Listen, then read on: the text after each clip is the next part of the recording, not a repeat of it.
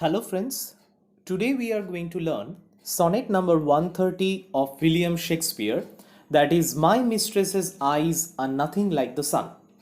Now before I go into this poem, I would like to tell you something regarding sonnets in general.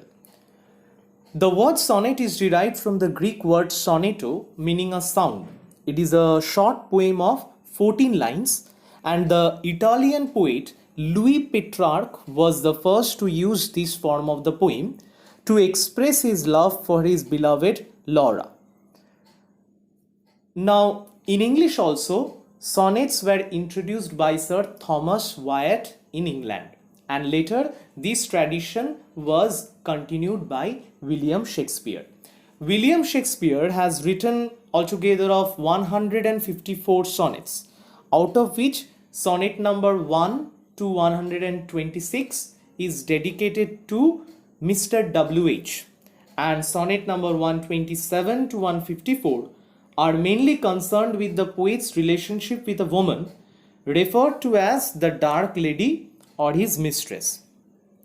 Now, Shakespearean sonnets can be divided into 3 quatrains and 1 couplet, each quatrain consisting of 4 lines each, and the couplet consisting of 2 lines at the end.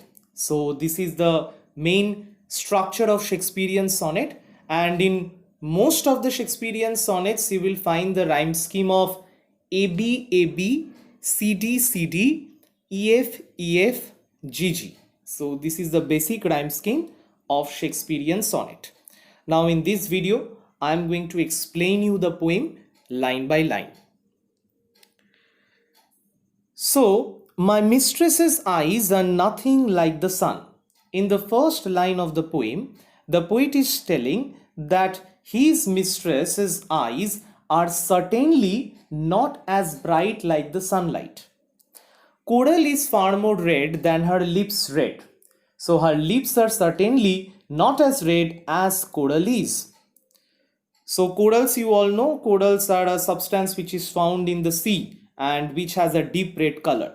So her lips are certainly not as bright as coral, not as red as coral. If snow be white, why then her breasts are dun?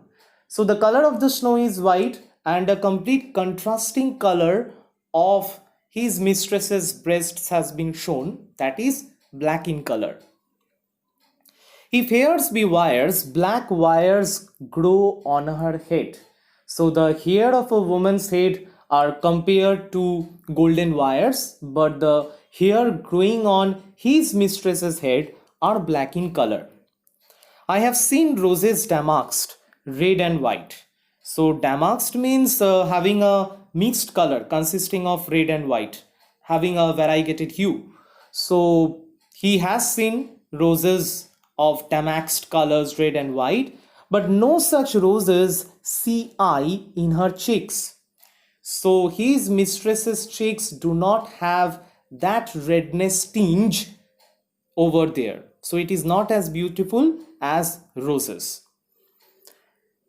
And in some perfumes is there more delight than in the breath that from my mistress raise. So he's clearly telling that there are some perfumes in this world which are having a much more nice scent than the scent which emits from her breath. I love to hear her speak, yet well I know that music hath a far more pleasing sound. So he's admitting the fact that music has much more pleasing sound than her voice, but he simply admits the fact that he still likes his voice. Okay. I grant I never saw a goddess go, my mistress when she walks treads on the ground. So you see, the poet is telling directly that the poet has never seen a goddess walking, and he tells that my wife is not an exceptional person. Okay, she treads on the ground itself, she treads on the earth. Okay, she is not like a goddess.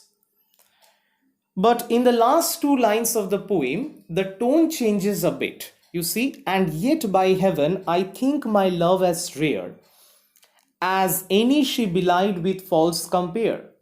So in the couplet, the speaker wants to say that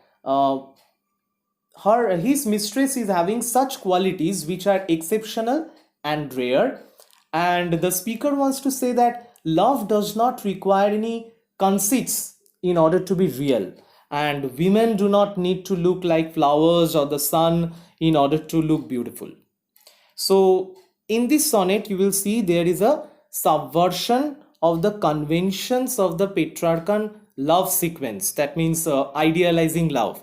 Here, the poet William Shakespeare is not at all idealizing his love.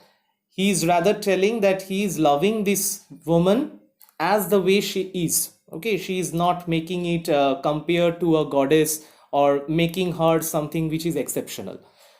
Usually in the Petrarchan sonnets, we see that Louis Petrarch generally idealizes his beloved Laura.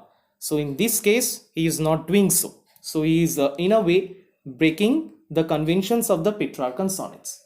Now there are varieties of opinions regarding the intention of the poet to write this sonnet.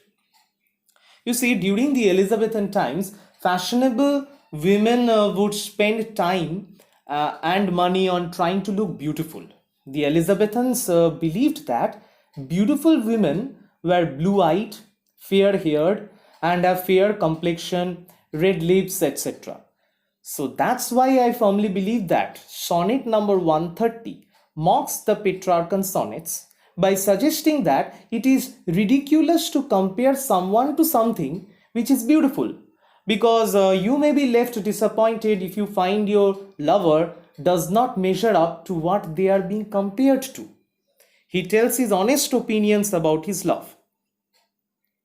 But we are going to read this sonnet as a subversion of the convention of Petrarchan sonnets. Obviously, it's an unconventional sonnet. Shakespeare, like every lover in this world, believes his mistress to be the most beautiful woman.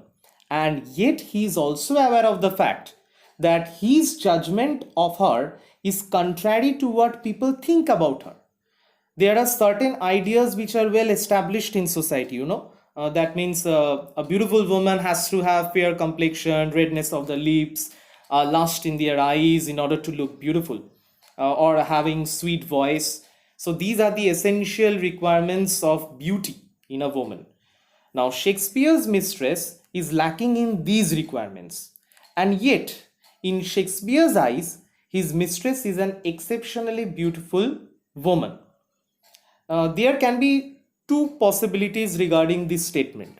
Now, it is possible that Shakespeare means literally what he has said in this sonnet, but it is also possible that Shakespeare may be ridiculing his mistress after she had proved unfaithful to him. So, it is said that the dark lady whom Shakespeare has loved had betrayed Shakespeare. So, that might be a reason behind it.